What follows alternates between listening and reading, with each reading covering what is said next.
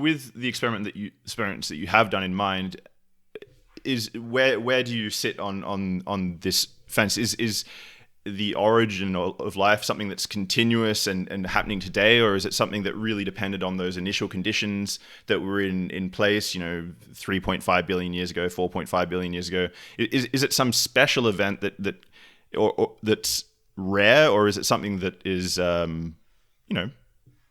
rather commonplace? I mean, I just don't have... So if I'm going to be a lawyer, and I don't like being a lawyer, but being a lawyer is fun for a bit now and then.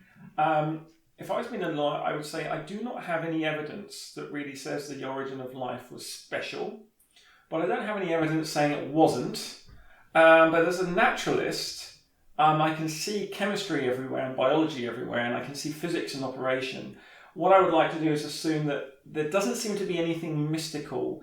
I don't find when I dissect a living thing, it's contained of atoms. If I was to take, I don't know, let's say a bacteria rather than an ant or a mouse or something, and put it through an atom grind and grind up all the molecules into atoms, and then I got a bunch of dead atoms and put them together, they would be indistinguishable.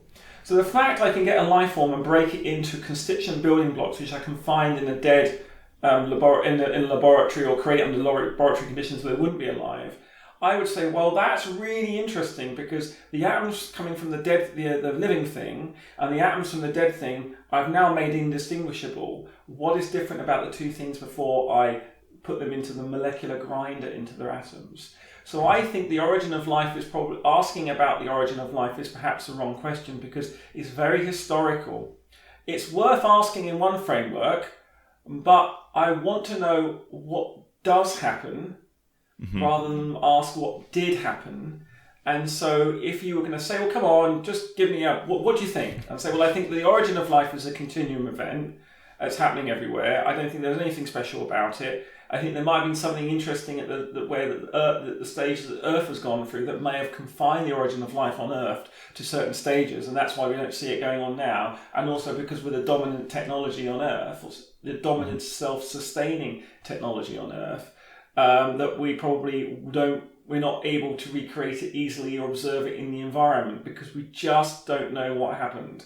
And I think that where I come at is I think that the origin of life or making a life form from scratch is solvable. It doesn't need billions of years, but there is some fundamental conceptual problems about physics and chemistry and then by consequence biology that we need to solve. So for me, this is like all my Christmases have come at once. It's like the most exciting and interesting research topic you can imagine.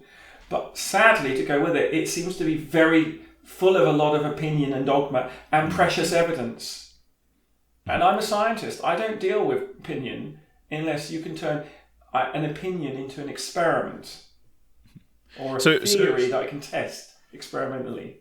So if this is a process that is ongoing, is your idea that...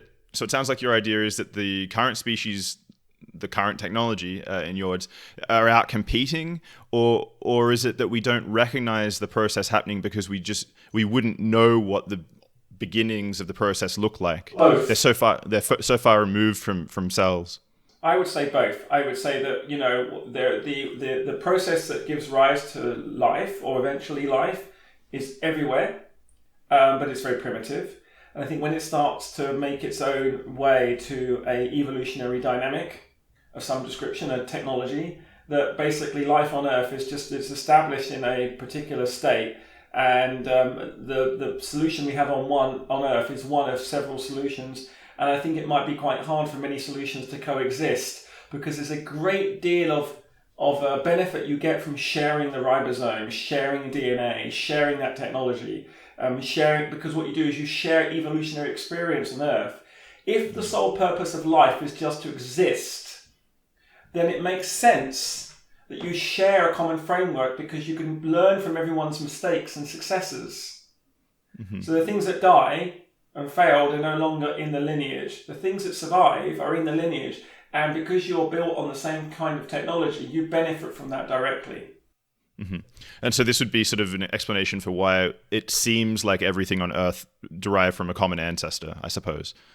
Yeah, and I mean, I think probably It was a gradual process. I think there were many origins of life on Earth going on at the same time. There are many competing, let's say, technologies or instantiations of biology, of evolution going on, and there was the things that won. Obviously, were the ones that could persist in the environment at the time it was emerging. And here's where I'm kind of fascinated about with this kind of idea of doing just enough to survive to get to the next step, because human technology in a way might be just seen another extension of that we've done just enough to get access to energy from fossil fuels, and hopefully we need to do just enough to prevent catastrophic climate change to continue on as a species, and maybe rewild the earth or whatever we need to do. If we think that for the preservation of life on earth and biology, we need to do some other things. But I think that's so. I think that maybe some aspects of what we see in biology now have some relationship back to what Earth was like, and that's why the origin of life idea, the historical experiment, does have merit. But I believe it's mostly an illusion. I suppose it's not such a silly question to ask, because you can imagine a situation where we wipe ourselves out, or we replace ourselves with some artificial intelligence that many millions of years in the future looks back to their own origin and will have trouble, finding a biological origin to an abiological life. Exactly.